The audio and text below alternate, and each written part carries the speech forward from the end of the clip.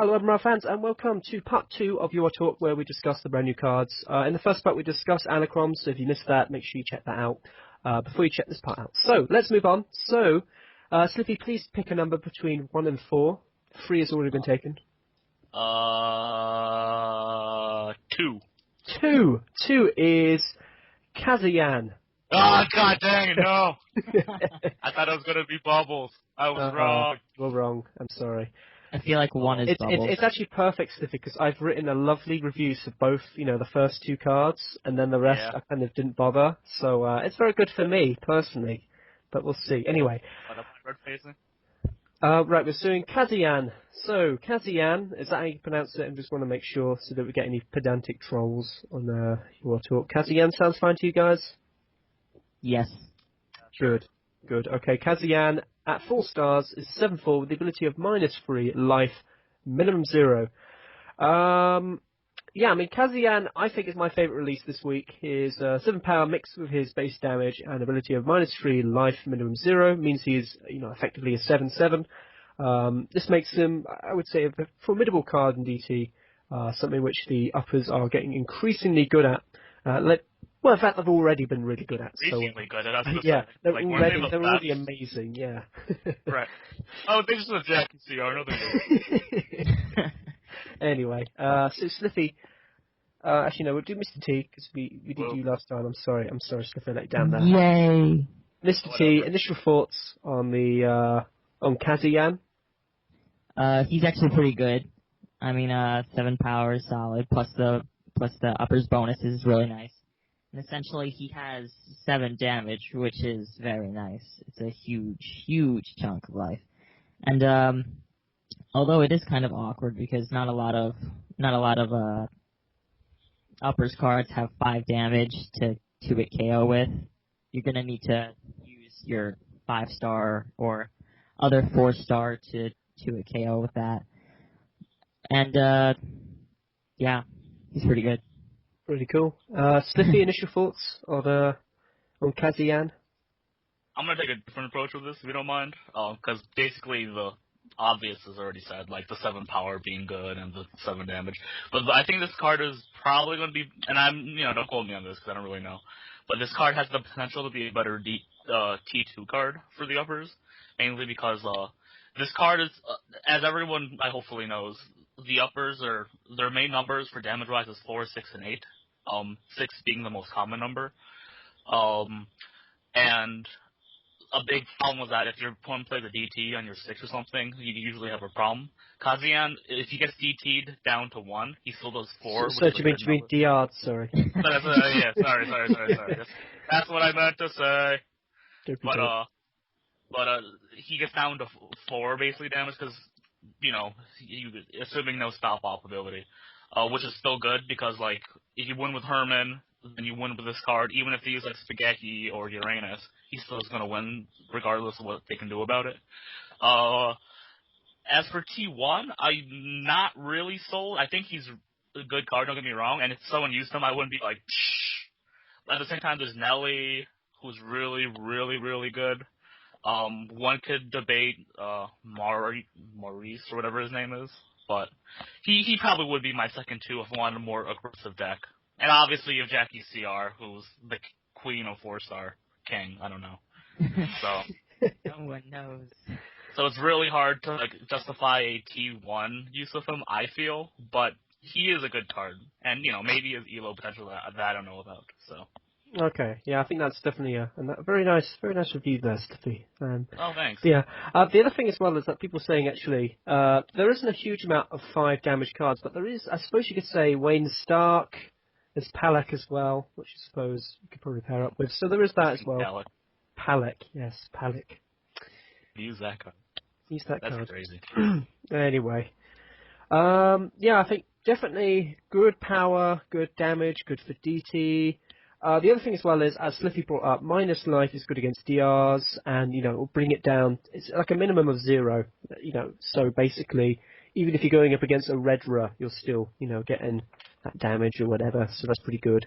Oh no, sorry, not even that. I mean, sorry, if, you use Oxen first turn, let's say, and then you can use... Anyway, whatever. I would say, though, SOA is a bit of a problem with Thorim, I think. And especially since, kind of in DT, if you're using uppers, about, I would say, a fifth of your games, or even not even that, probably like a third of your games is going to be up against other uppers. My big problem, though, with him is that in the uppers, there is a few SOA cards. Wendell and Jackie. There's Wendell and Jackie. But you forget about Ruby. Wendell and Jackie, the end. No, I have seen Ruby been used recently. Ruby's popular to do over 6 damage. I think she's a dying franchise, personally, because of Oxygen and all that. But that's just my opinion. Okay. But do you think that can be a bit of a problem, though, the SOA stuff, or is it really? I mean, most of the uppers have a little bit of a problem against SOA anyway, so... Is this me, or...? I suppose out to the open forum, I guess. Well, Nelly and Herman already have problems. That's why a lot of people actually use Hefty over Herman, because he doesn't have that SOA problem. But, yeah, I give you the points. But, at the same time, I don't think you're going to use him that much in T1, as I already said before, so whatever. Mr. T, any further thoughts on that? I don't know. I think he is a good card, but I don't really see him being used too much, just because, I don't know, people like other uppers cards. Especially for, like Slippy said, he's going to be used more for T2 formats, and they already have so many good cards for T2 that he's not really needed that much. Okay, that's a fair point. Right, let's go on to ratings out of 10. So, firstly, let's start with Slippy, rating out of 10. I'm leaning point between 7.5 and 8. I'm probably going to go towards 7.5, even though he has the 8 potential. He is a good card, don't get me wrong. He probably has a lot more ELO potential than I give him credit for, but I'm not the best at ELO knowledge, so sorry. He's playable in the TTs, don't get me wrong. If you use him in a deck, I wouldn't really, hate upon that. However, I really I think Nelly's the best 4-star besides, obviously, Jackie, that they have for tournament-wise. So there's really a lot of competition. You don't want too many 4-stars if you're playing T1 DT for point reasons. So good card, but I don't really see him play that often. And Mr. T, your rating out of 10? I gave him an 8.5, but I guess that was also too generous, so I'm going to give him an 8. Wow. And yeah. Okay. Well, I don't think you were that generous. And I thought you were fairly generous, actually, Mr. T. Because I'm going to give him an 8.5 out of 10. Actually, in fairness, I think this card is really nice. But also the fact that, I'm sort of one of those players who likes to play a DT deck with Amber, is it Amber? And then, loads of 4-stars and everything. So that's just me, personally. Enjoy not getting points. I know, well, I play that, basically 2-hit KO sort of play, which is kind of cool. Doing 8 points every 4 minutes. Shut up.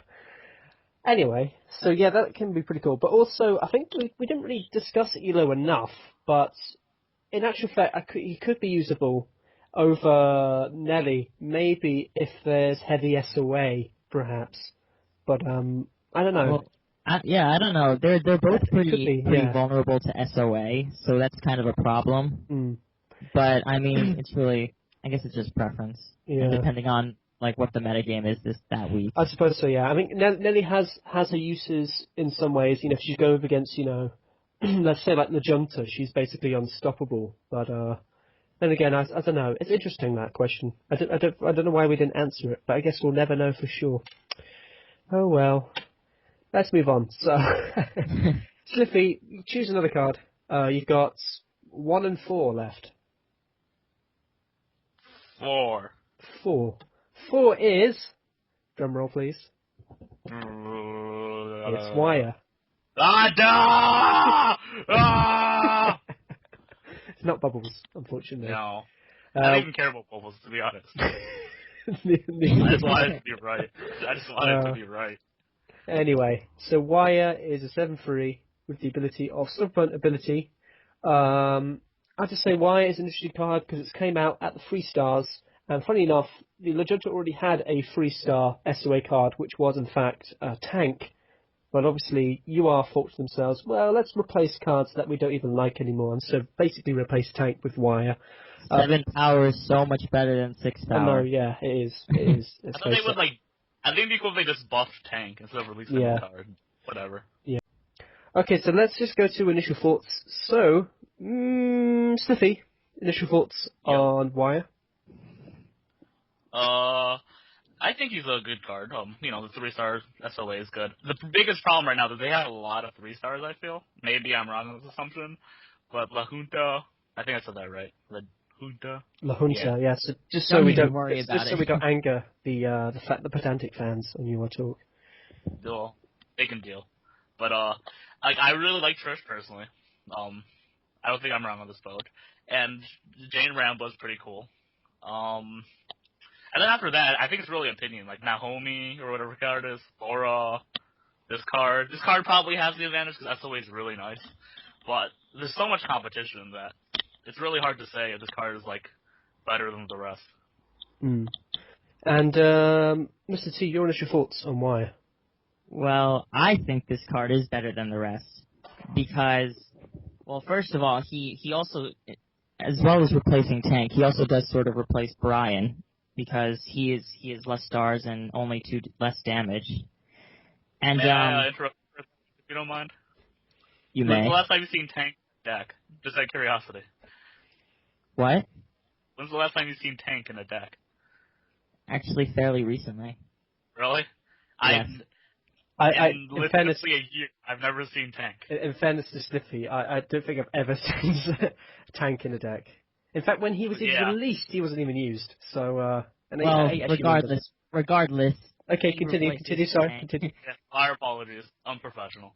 And also, I do think he is better than Trish because if you wanna run Trish, well, actually, I think it's better to run Isadis than Trish because I just feel Isadis is a better card. And I say this is 4 stars. I know. But where are you going but, with this? Comparing apples to oranges. Sorry, keep going. Sorry.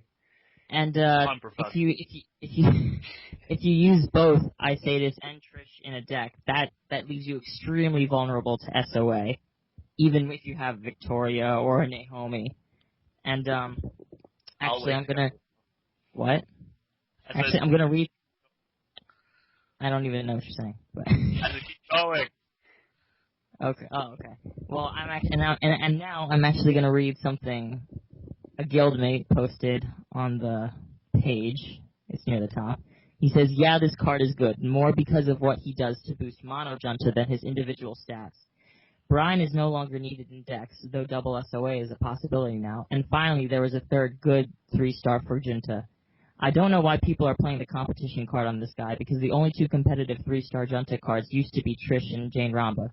Laura, Naomi, and Archibald were a huge cut below these cards. Laura has that dumb, outdated ability. Naomi's base stats don't cut it against strong clans, and she's not needed when Victoria exists. And Archibald's heavily luck-based plays. Wyre means that in a mono deck, if you run Isadis, you don't have to choose one of these subpar cards to replace Trish to avoid SOA destruction, which is a huge deal. And now you can also run 3 3-stars without feeling hurt, meaning 4 4-star decks are a viable mono option." Which I think is very nice. I think is... That's very nice, very nice. Actually, that's made me change my initial opinion on Wyre. Because I think that the problem is for Wyre, I thought originally was that there's already Trish and Jane Rumba, but actually, SOA is actually a fairly useful ability. Let's not forget that, and also it does help them in mono La Junta, as you've already said. And also, I have to say, the problem was with La Junta was they did have Brian, but he was very good like about 3 years ago, but he's sort of steadily in decline. I think now with Wyre, you don't have to have that kind of reliance on using on Brian in your mono La Junta deck. So that was very nice, very nice. Can I counter response yet? Out of Oh curiosity. yes, Okay. Like I'm glad 1984 got his testosterone out of his system, so I'm gonna go ahead and say some facts, if you don't mind. That is. Okay. First of all, let me point out that I actually agree with most of that, and it was very well written. So props to your guildmate for that. Yes. Second, I actually don't think that just because you have one SOA in your deck means you should get rid of like all the SOA in your deck. because, SOA is a really good ability regardless. But he mentioned that too, so points to him. I'm just commenting on the whole hating on Brian. The thing I disagree with is a lot of the other... I think we all agree Jane Rambo and Trish are very nice cards. I disagree with the fact that Naomi, 1 Naomi, 2 Laura, and I think Archibald is pretty good, but that's a different topic. But I don't think they're outdated in the sense. I think Laura, because she has the 8 solid power, is the more reason why she's used. Because La Junta has a lot of 2-hit KO options already. She's not really used for her damage equals damage off. It's a very good anti-SOA card. As you mentioned before, a lot of the La Junta or whatever have SOA problems, but recently they've been releasing a lot of very anti-SOA. A good way to counter anti-SOA, or counter SOA in general, is to obviously have high power, not just to have stop or something. Actually, I believe, unless I'm putting words in your mouth, 1984, we both really hate stop to begin with. It's way too situational. Yeah. I would never... Victoria's on the field, but I would never use Victoria. I would rather use War Dog, and even War Dog is a declining card. I think we we actually discussed this. We did when we did the review of Victoria.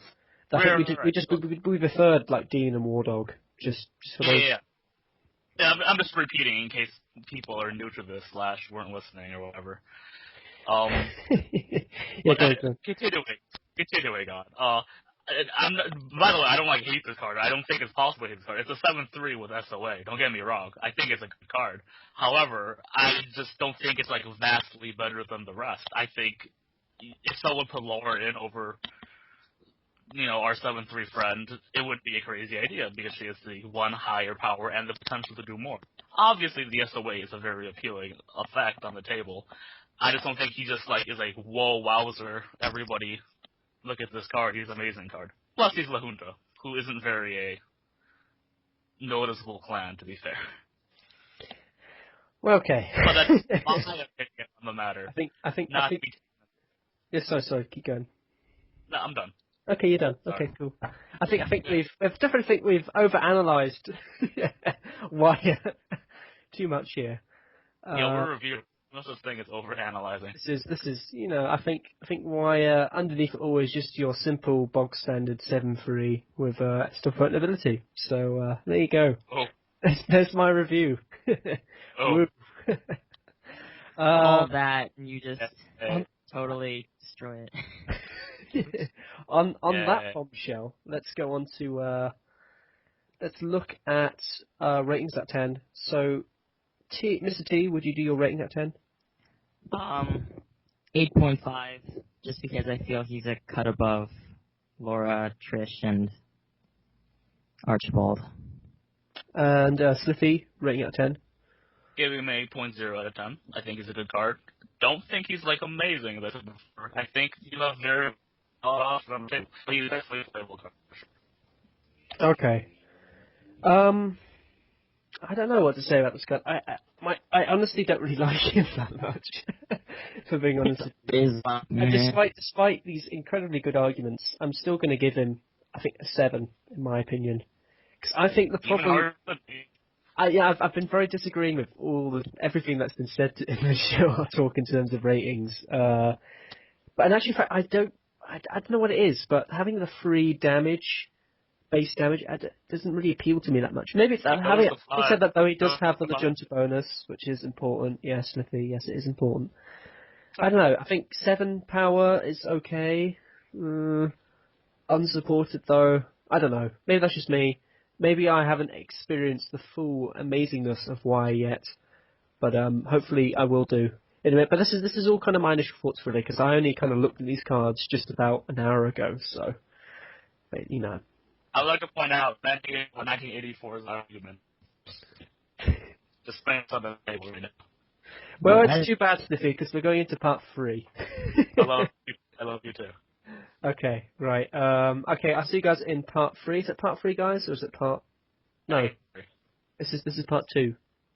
I can't remember. We're going into part 3, I think. Okay, so we're going into part 3. We're still recording? No! No, we're still recording, don't worry. God damn it. Okay, so I'll see you guys all in part 3. Thank you all for watching part 2. and make sure you check out part 3, because that's a pretty good part last time I checked. See you guys later.